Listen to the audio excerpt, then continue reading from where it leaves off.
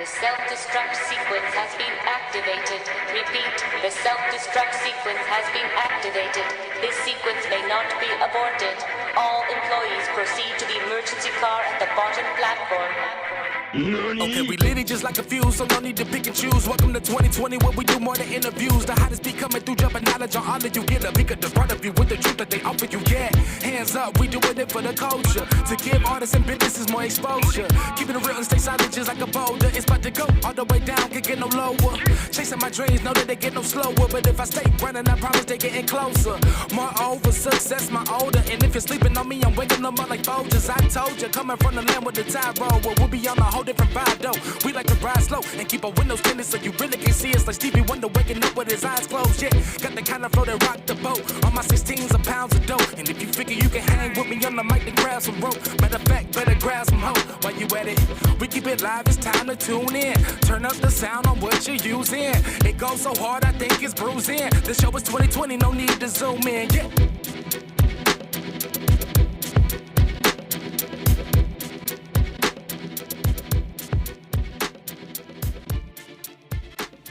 When I think about when you think about Kurt Angle and you think about Brock Lesnar, right? Those matches are real NCAA championship matches where there was little theatrics and more grapple and mat wrestling because the appreciation of each other was paramount. Like, they had chemistry, you know, backstage and vignettes and promos. But when you knew you saw those two wrestle, you were not getting the characters. You were getting two people from the same background, similar background. NCAA wrestling champion and Olympic gold medalist who are tacticians. I really can't round out my top five because they're still questionable, but I can give you a good four. Kurt Angle, Brock Lesnar, Chris Benoit, Dean Malenko, Man of 1,000 Hosts. Like, you got few wrestlers who really wrestled and it shows. Now you have performers. There's a huge difference. You said, who's your top five? No, I'm talking about just technical wrestlers. I know I said technical. Like Kurt Angle, Brock Lesnar, Dean Malenko, Chris Benoit, and the fifth is still tentative. It's who? Tentative. Like, it's not decided. Man. Ooh. That's a nice little solid. Are we meaning from prior to? Are we putting a time? No. Okay. And that's me also being ignorant of what is new. Because Zack Sabre Jr. Yeah. I don't even have to go Zack Sabre. I get Chad Gable as props. Yeah. I mean, like, I put him in the top 10. He deserves it. That man goes out there like. I get excited every time I see that motherfucker. Chad Gable do be wrestling, but it's hard to see Chad Gable without seeing Kurt Angle. Especially the way they paint him with the music, with the tights. Yeah.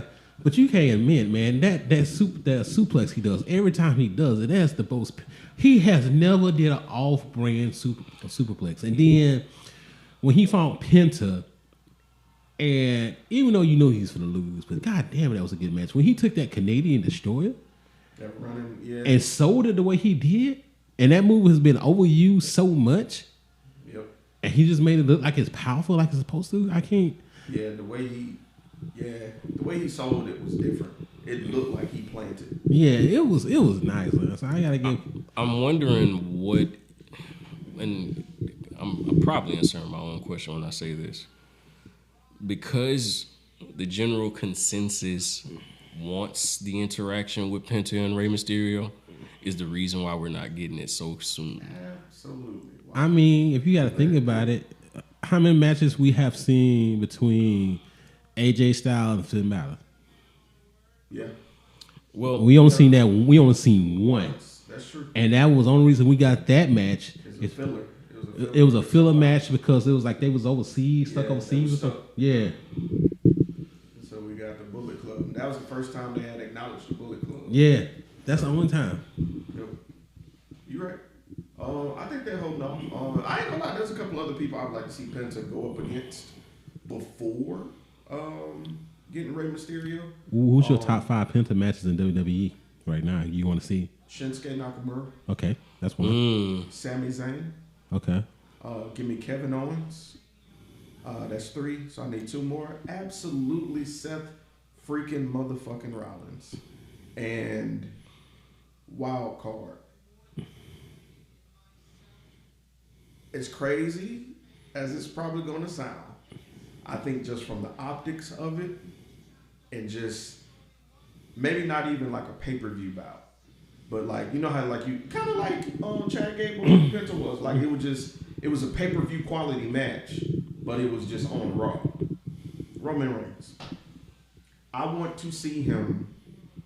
We don't get to see Roman Reigns go up against a luchador very often. Last time we seen him go against somebody who was a high flyer that gave him a great match was Logan Paul. Which is strange to say. It is, ain't it? Not saying Logan Paul can't wrestle. I'm not saying he can't wrestle. I've said this before in the chat. It just bugs me. He is an amazing wrestler, bro. But he just don't wrestle that much. But I get it. It's one of those quality over quantity wrestlers because exactly. For someone who doesn't like him as a person, and let me not be too harsh because I'm not going to say that. I think he has matured as an individual. With age comes maturity. Mm-hmm. But the work ethic that he puts into his craft as a wrestler can't be denied. Man, that springboard off the top rope. That's just a poster alone. Before that match, I was sold on him being a great wrestler. Before that match, I was sold on him being a great wrestler. But knowing that he takes that extra TLC into making moments like that, because of course, you know, with that being the highlight of that match, it was discussed in detail, and he showed how much he put into doing that. Like, he had set the ring up at his house and was practicing that for months to make sure. And to come off, to do a springboard off a rope, not a turnbuckle, takes time. To jump off one rope off to the other one, to do that. And I had to go back and watch because I was listening to him talk about, like he said, he's practicing the ring. He said a ref had to keep making sure that rope was dry because so he wouldn't slip. But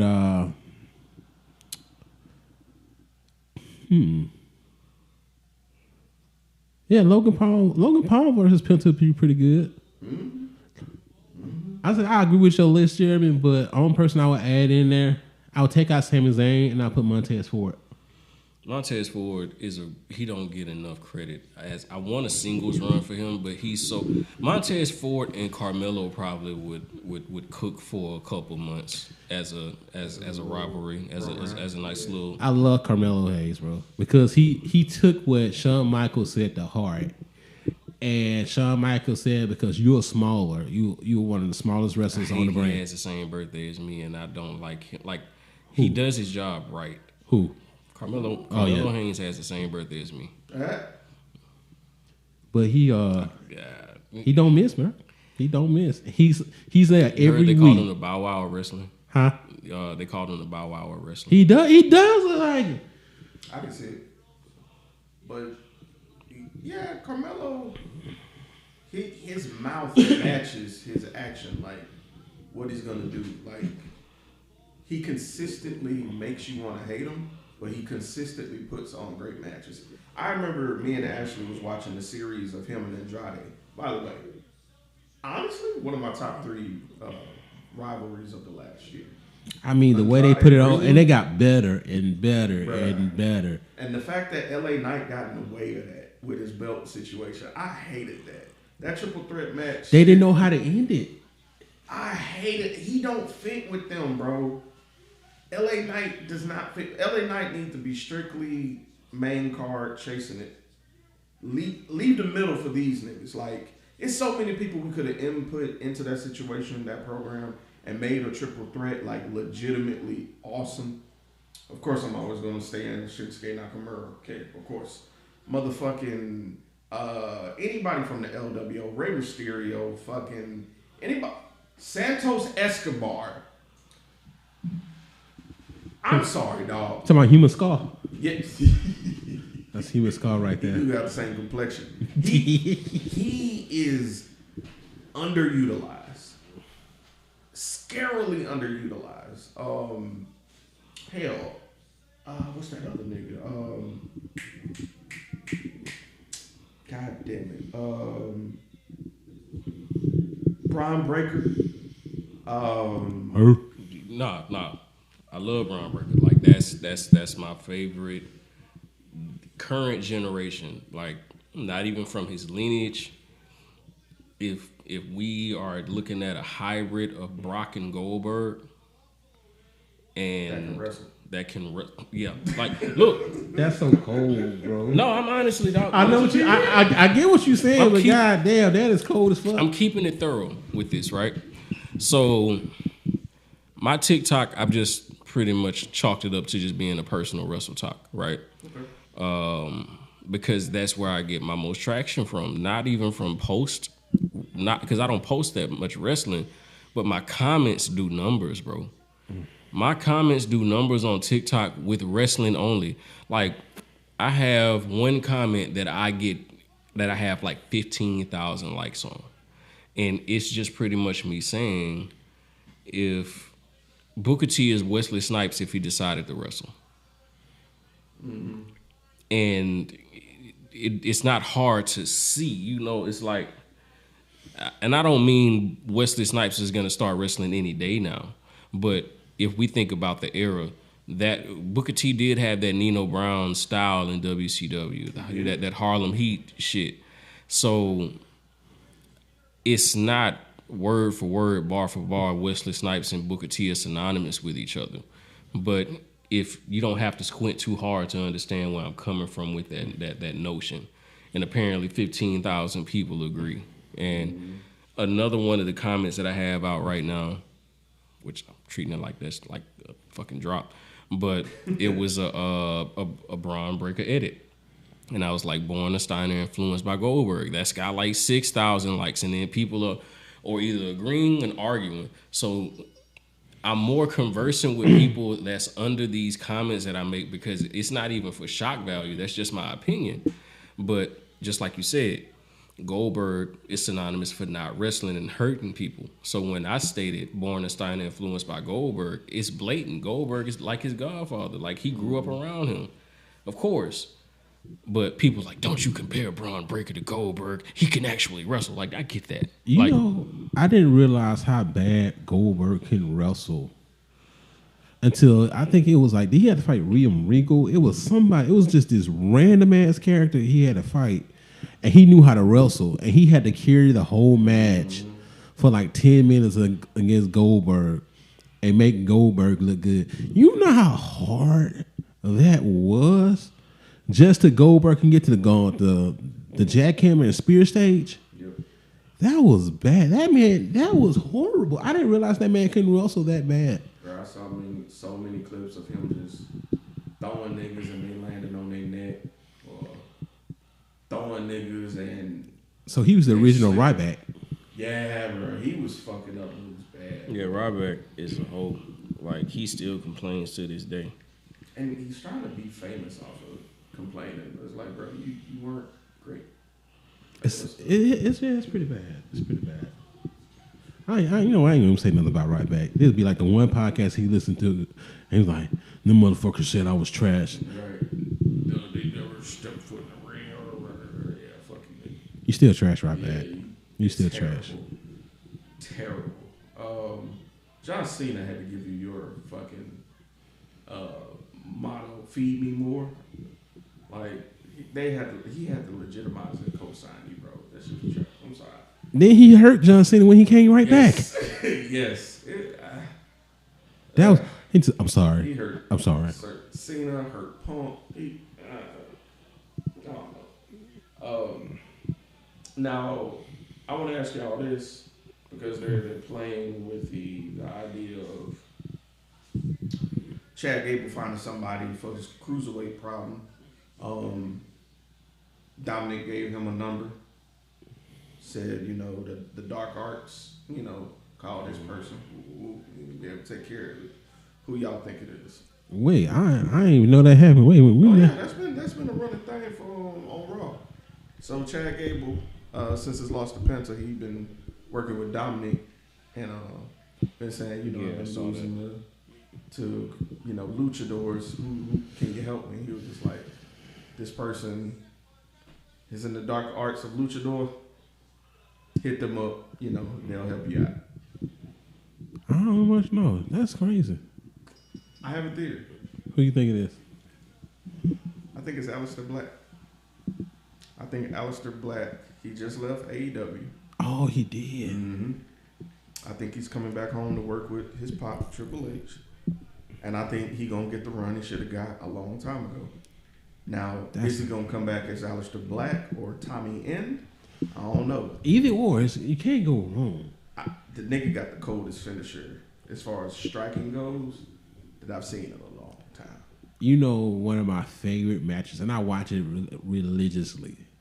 And I really don't go back and watch old wrestling. It's really hard for me to go back and watch old wrestling. But one of my favorite matches was when Aleister Black was like, knock on my door. Mm-hmm. And it was Cesaro. Oh, yeah. Him and Cesaro, I think it was at WrestleMania. I think so. Yeah, it was at WrestleMania. That match was just a filler match, but it was so damn good. And then they came back on Monday night, and then a replay of that match, and it was better than the WrestleMania match. Yeah. It was so fluid. It had tops, drops. Can we put your business out in the streets? People be nosy anyway. So, if you're interested in promoting your business, brand, platform, or whatever it is that you want people to know about, hit us up. Or if you're interested in just sponsoring an episode or two of the Underground Queens podcast, feel free to email us at theundergroundqueens with a Z podcast@gmail.com. Again, that's the Underground Queens podcast @gmail.com. Or DM us on Instagram at The Underground Queens, or you can even hit us up on Facebook at Underground Queens. We look forward to working with you and helping putting your business out in the streets. Keep it a buck. Keep it 1,000. Drewy Mac is on his Duncan McLeod shit, bro. That was a weird. That's not weird. That's motherfucking spot on. If Highlander ever comes back, Drew McIntyre should be top of the list, if not the first person. He puts me in the mind of Duncan McLeod from the show. Okay. You know? Okay. Yeah. Not Christopher Lambert. That can be only one. Gotta say it with the back, the whole. Here we are. But nah.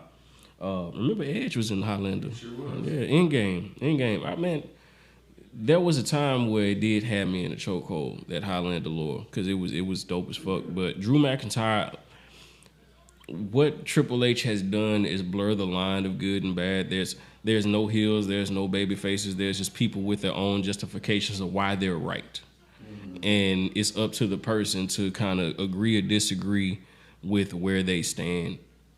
But I'm not against Drew's cause. I'm just interested to see where it's gonna go. Okay. Because this is my thing, right? Drew is not over this motherfucking Roman putting the chair on top of him with and take a picture, click, nigga. Mm-hmm. Nigga, look at me. Now I'm shitting on you, literally. Didn't he have the King of the Ring crown on top of him too?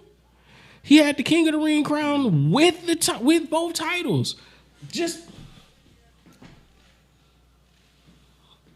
Nah, I wouldn't let that slide. I don't care how many years it take me for my get back. Look, I don't know where this bloodline story is gonna go, and we'll get into that more when I come back from the piece and stuff like that. But no pun intended. Go ahead. No, I think they try to wrap up that storyline. That's the part that I know it feels like it's a wrap up, but you have to make 41 better than 40, and 40 is a bar. The Rock still owns. Do he? All I'm saying, he came out there when all three of us together. He gonna go just like this. 3. Man. They're gonna come out. Hey, Cody, my best friend. How your mama doing? That part is, and then he tried to save face on NXT the next day. The Rock is 20 steps ahead. Don't worry about what The Rock is doing. I'm like, shut up, Dwayne. Like, right now. I think everybody just misunderstood what was that? Was that January 6th? Yes. I think everybody just misunderstood what January 6th was. I realized what type of show January 6th was. More of a Roman celebration. Reigns was the first match. I said, "Oh, this is the All-Star game. This isn't the MCU. This is Marvel versus Capcom. This is just to show." Mm-hmm. And then you look in the front row and you see all the investors there. I'm like, "Oh, this ain't." It was for analytics. Exactly. Yeah. This is the celebratory game. This ain't where the stories are going to continue. Once I got that, I was like, okay. Were there any? I mean, I watched it, Because of course. Were there any vignettes? And Not really. there you go. That adds more validity to what you're saying. Because once The Rock came out, I was like, oh, this ain't the final boss. This is Dwayne The Rock Johnson. This is $7 entertainment. Yeah, Facts. basically. Facts. Basically. Facts. That's exactly what it was.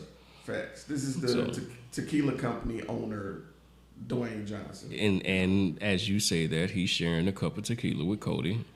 Backstage, yeah. Yeah. And Even Cody Rhodes wasn't really Cody Rhodes. all right, Cody Rhodes was addressed. The Rock should definitely have a DUI because he drunk tequila and got in the truck and drove off. Rock was buzzed. I don't care. And the open container, and you heard how tipsy he was that he was putting on. Yes, man. Like he sounded like a nigga. That's the one. That's the few times he Rock sounded had like a sister. He introduced to you. I like you that much. Yeah,